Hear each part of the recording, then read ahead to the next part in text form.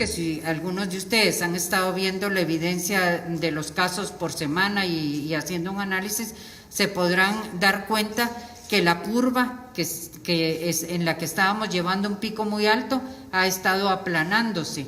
Esto quiere decir que si antes hacíamos 3,000 pruebas, por decir algo, el 50%, y antes me refiero a semana y media antes de hoy, el 50% estaban positivas, hoy 30% o un menos del 30% están positivas. Eso es la lectura al día de hoy.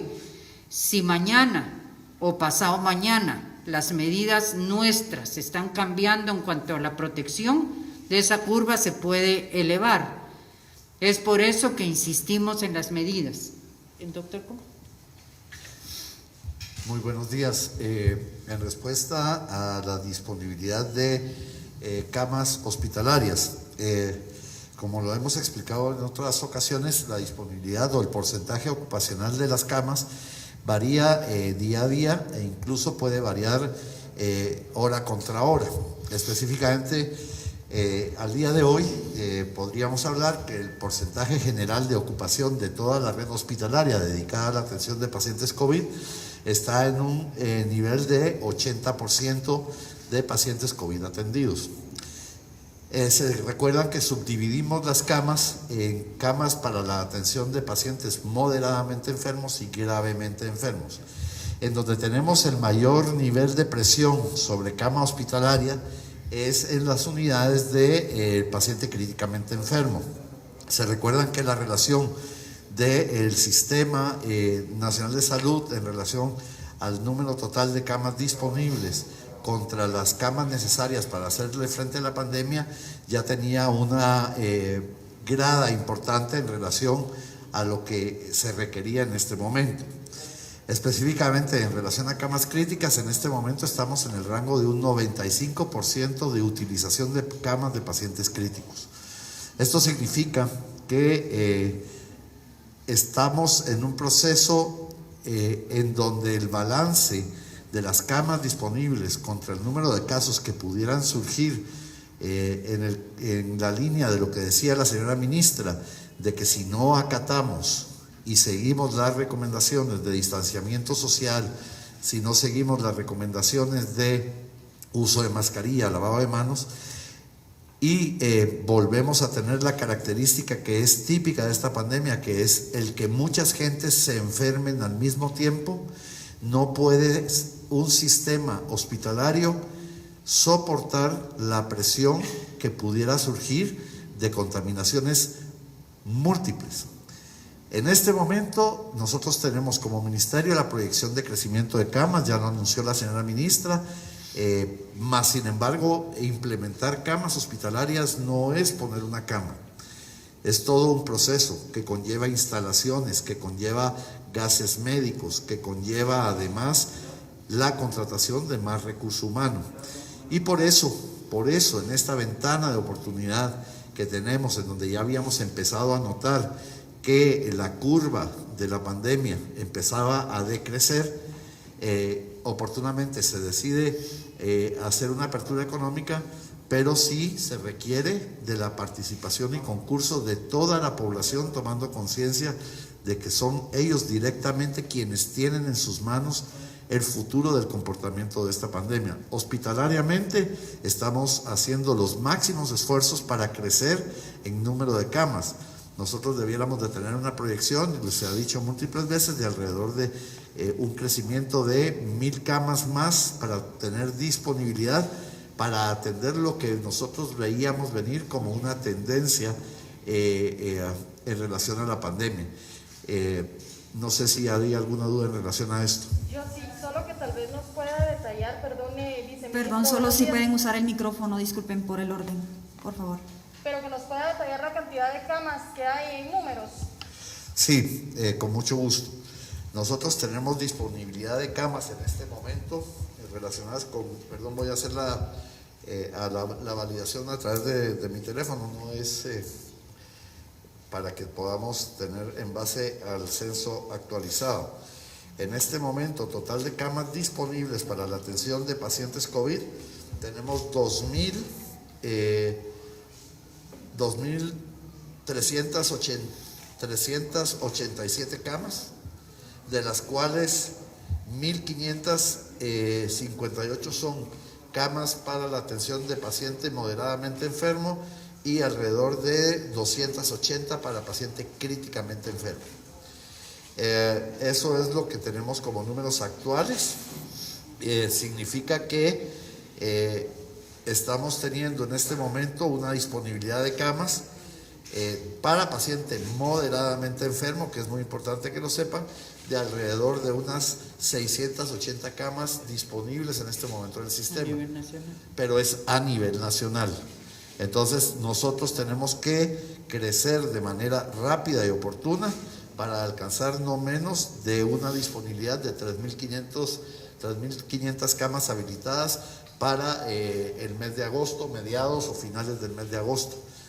Y por eso tan importante, de nuevo reitero el mensaje a la población: por favor, cuidémonos. Hemos visto en muchos países del mundo que el tema no es la capacidad hospitalaria, porque hemos visto países en donde las camas hospitalarias en relación al número de habitantes están muy por encima de lo que Guatemala maneja, y desgraciadamente los hemos visto colapsar. Entonces este es un esfuerzo importante para que no tengamos una situación trágica porque no cumplimos las normas. Gracias. Continuamos. Tenemos la siguiente pregunta de Stephanie Herrera, de Prensa Comunitaria. Buenos días.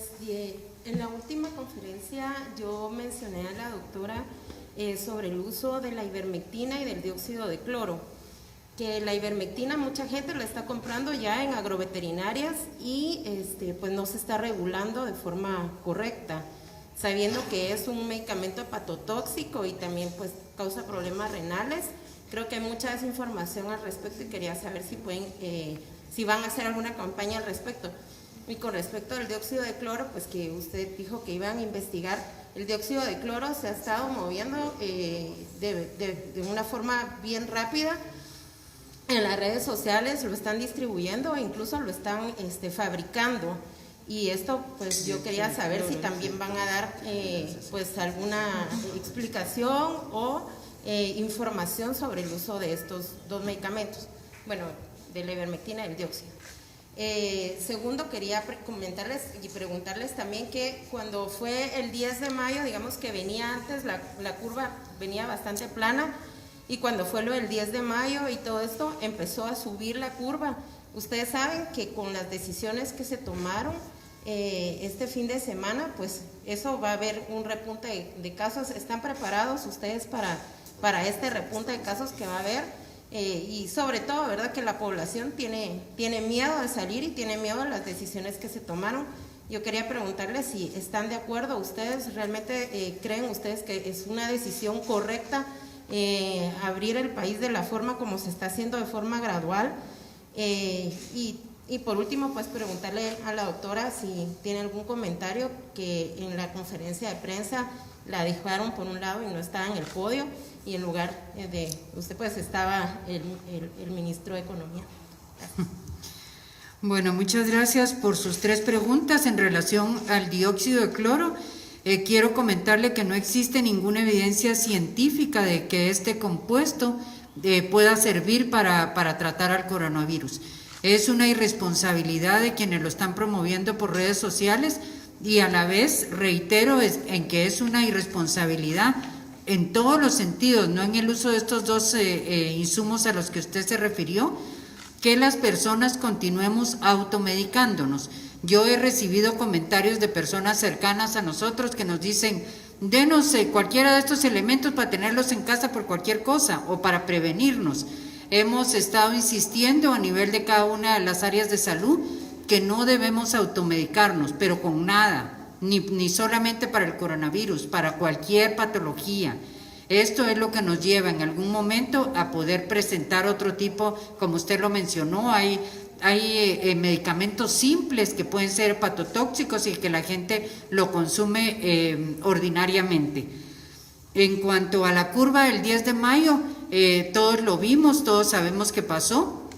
Este es un momento en el que tenemos que poner de la mano ambas cosas, no solo la reapertura económica que viene a ayudar no solamente a las empresas formales, sino a los empresarios o comerciantes informales que han decaído muchísimo en su economía, que están pasando de pobreza a pobreza extrema, y que sabemos que definitivamente es un arma de doble filo, pero es el momento en que los guatemaltecos nos responsabilicemos del abordaje a esta epidemia.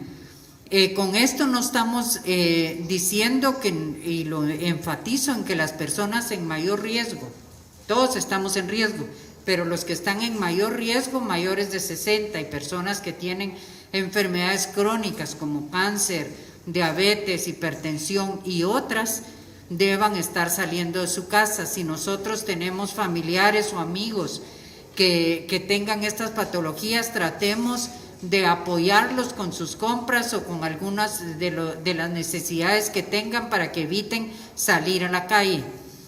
Y en cuanto al podio, y la verdad es algo que no me interesa, o sea, con podio o sin podio, cualquier persona tiene su nivel, o sea, yo no creo que tenga importancia esa pregunta, pero ya que la preguntó me siento responsable de respondérsela. Continuamos, por favor. Sí, la siguiente pregunta es de TV Azteca con Leslie Sánchez. Gracias, ministra y viceministros. Tengo 3 preguntas. La primera, ustedes ayer mostraron unas imágenes del mercado de la terminal, bueno, algunos mercados con aglomeraciones, y precisamente el tema de la conferencia de prensa es hacer el llamado a la población a que tenga pues el distanciamiento y las medidas necesarias. Ahora bien, usted ha mencionado que la curva podría subir si es que no se siguen con las medidas necesarias. ¿En algún momento el Ministerio de Salud tiene pues algún protocolo o alguna alerta interna para poder determinar la reactivación o la apertura que ya se dio el lunes se suspende, de si se sube la curva? ¿Y cuál sería ese momento? O sea, digamos, si se llegaran a tantos casos por día o si se llegara a una curva, pues por, no sé, una comparación de 100,000 habitantes como ustedes lo han hecho a veces. La segunda pregunta es solo si me pudiera aclarar si los mecanismos legales que van a utilizar para poder adquirir el oxígeno va a ser un contrato abierto, compra directa o licitaciones. Y la tercera pregunta es ¿qué sucedió al final con las personas que trabajan en el Hospital Temporal del Parque de la Industria? Si ya se les logró pagar. Y cómo está el bono de riesgo, ya que se sabe que todavía no se ha podido entregar a los salubristas. ¿Cuál fue la última? Si ya se le pagó a los del Parque de la Industria y el bono de riesgo, pues referente al pago de los salubristas. Bueno, voy a responder las 2 primeras y las 2 últimas las va a responder la doctora Nancy Pesarozzi, que es la viceministra administrativa. En relación a los mercados y a las imágenes que todos vimos ayer, ustedes mucho antes que nosotros, me quiero referir y puntualizar nuevamente a que los mercados y todos los lugares que tengan grandes aglomeraciones, como lo son los mercados que abastecen al mayoreo, son los lugares de mayor riesgo. Y no con esto estoy diciendo que evitemos ir, porque las municipalidades tienen que hacer sus esfuerzos para que estos lugares no se vean abarrotados. Para eso es el ordenamiento a nivel municipal. O sea, esta respuesta no depende únicamente del Ministerio de Salud, depende de todos los actores que tengan una importancia dentro de la comunidad, dentro de los municipios y dentro de cada una de las instancias. Para que todas estas medidas se cumplan a cabalidad, hay ministerios que también tienen su responsabilidad en el monitoreo al cumplimiento de estas normas. Por ejemplo, a nivel de los comercios, el Ministerio de Trabajo hace su esfuerzo y cumple con su responsabilidad de vigilar que los negocios en algunos centros comerciales que se han podido delimitar, que se abran, cumplan con sus protocolos establecidos y con lo que mandan las medidas tomadas por el gobierno central. En cuanto a las medidas, a los mecanismos legales para la compra de los gases, nosotros vamos a utilizar el mecanismo legal de los 3 que usted mencionó, que podamos utilizar en el momento en que vamos a realizar la compra. En este momento, todos nuestros servicios cuentan con este insumo abasteciéndose con este insumo. Todos los servicios tienen, como unidades ejecutoras, pueden comprar directamente sus insumos, tanto cualquier insumo como los gases. Y nosotros también podemos en algún momento hacer una compra a través de un proceso de licitación. Todo se va a dar en base a la ley y como lo requieran en ese momento. Dejo a la doctora Nancy Pesarosi para que se refiera a los otros 2 puntos. Muy buenos días a todos y a todas. En cuanto a la información sobre el bono de riesgo, ya está en el último momento, en la última fase de arreglos administrativos y esperamos muy pronto que llegue a las manos de todos los servidores públicos y contratistas. El pago al personal del Parque de la Industria está por terminarse. Lo poco que no se ha podido finalizar, que son aproximadamente, ya esperábamos la cuota y entonces en esta semana se podrá regularizar. Los que queden pendientes serán las personas que aún no han terminado su trámite correcto para obtener su pago. O sea, los requisitos indispensables para obtener el proceso de pago que corresponde.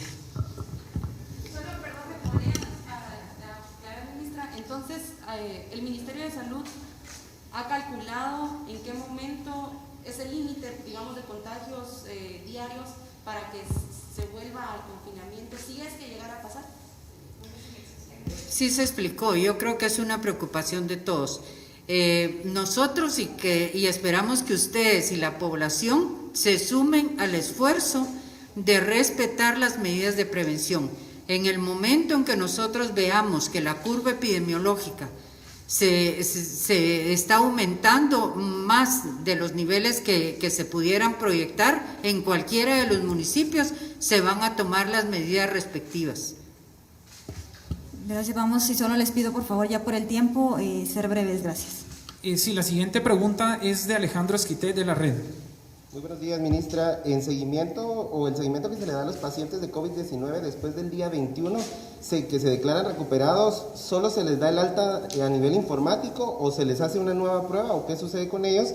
Y respecto al transporte público, ustedes son los que deben autorizar a las líneas operar. ¿Qué reglamento o cuál es lo que están ustedes implementando para poder permitir o negar las operaciones, principalmente de las líneas rojas y de los microbuses? Y finalmente, si nos pudieran actualizar la situación actual del cementerio de La Verbena, cuántos espacios hay, cuántas inhumaciones han habido por hombre, mujer y XX. Gracias. Muchas gracias. En relación al seguimiento de casos, si usted se refiere a los pacientes recuperados después de los 21 días, le quiero informar que los protocolos nos indican que una persona que ya a nivel informático, como usted dice, o de la vigilancia epidemiológica, una persona que a los 21 días de haber sido positivo y que se registra en nuestros archivos y no aparece entre el listado de fallecidos, es una persona reportada como recuperado y no necesita una segunda prueba, ¿verdad? No es un requisito. Una segunda prueba, una persona habitualmente después de los 10 días de haber presentado los síntomas deja de ser infeccioso. 3 días después de haber presentado el último síntoma, por ejemplo, ya no es una persona infecciosa para su comunidad. Independientemente de que una persona haya resultado positiva y sea recuperada, tiene que seguir utilizando las medidas de protección igual que toda la población.